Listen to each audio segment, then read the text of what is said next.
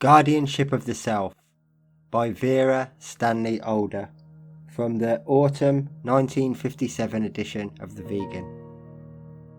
Life is made up of relationships.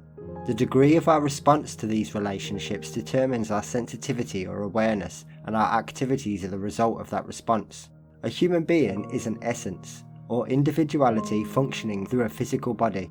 His first relationships are with that body, by means of which he can establish sensitivity and response to all phenomena in the seen and unseen world.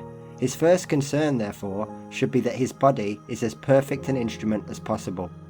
Man is an animal, plus mind and spirit.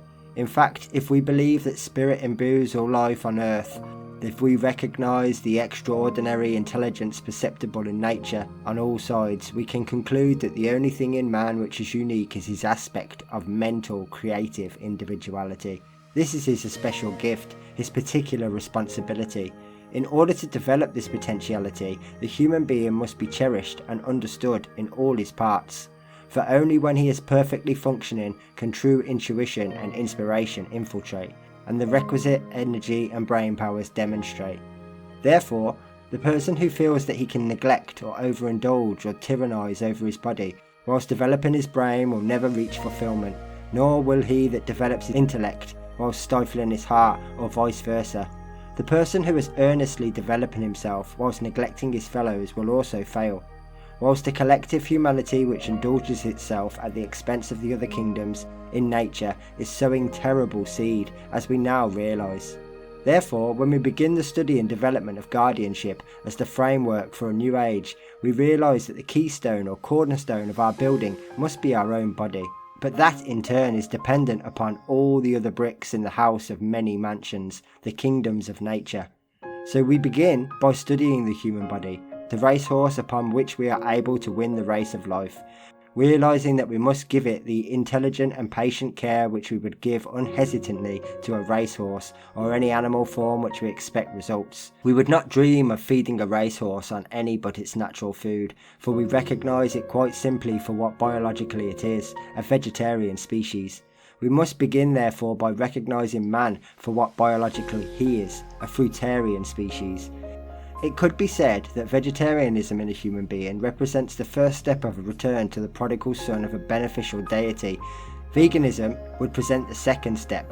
Without doubt, there are further steps ahead, such as thirdly, a completely raw diet, and fourthly, fruitarianism.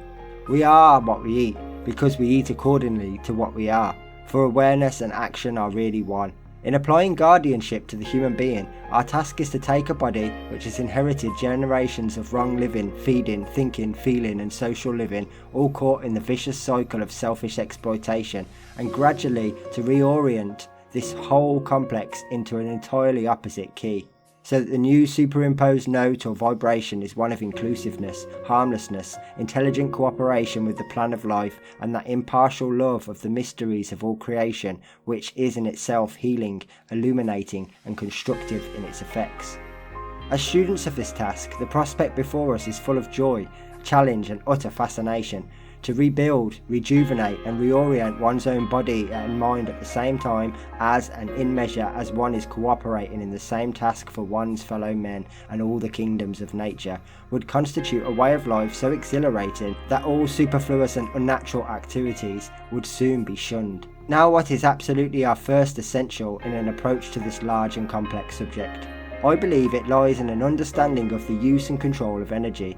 A human being is a combustion engine. He turns that which he absorbs into potential electrical energy.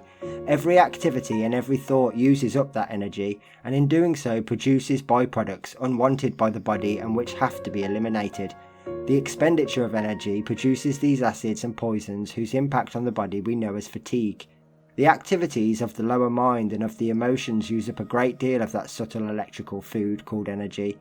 Whereas, and this is our point, the use of the higher mind and the contact through it of soul force has exactly the opposite effect, that of flooding the personality with fresh energy, partly because it can only take place when there is stillness and harmony in the body.